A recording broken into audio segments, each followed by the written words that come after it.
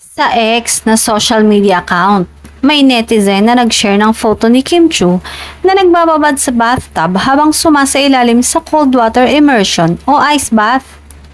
Isa itong klase ng training regimen na therapeutic para sa mga atleta at health buffs na ginawa rin noon ni Matteo Guidicelli at Gerald Anderson. Ikinonek naman ito ng Kim Pao fans sa naging routine ni Paula Avellino na cold plunge o cold therapy na pareho rin ang proseso sa ice bath kamakailan. Matatandaang sa IG post noon ng aktor ay sinabi nitong bahagi na ng daily routine niya ang paglublob sa yelo. Dahil dito, nagsuspetsa agad ang Kim Pao fans na magkasama ang dalawa nang nag-undergo sila sa cold water immersion kaya naman inurot nila si Paulo. Sagot naman ng aktor, grabe naman kayo, nagkataon lang.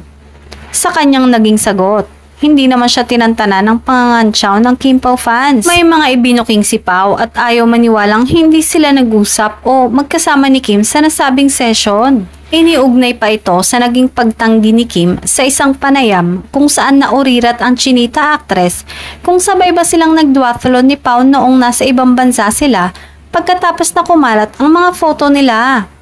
Ang sagot kasi ni Kim ay nagkataon lang daw yon. Tila agad na nakumpirma din na magkasama nga ang dalawang ito matapos na mag-post si Antonio sa kanyang Instagram account kung saan spotted sa background nila sina Kim Chiu at Paula Avellino. Na tila masayang nagkukwentuhan. Tiyak umano na wala nang pagde-deny na magaganap o nagkataon lang dahil huling-huli na umano ang dalawa.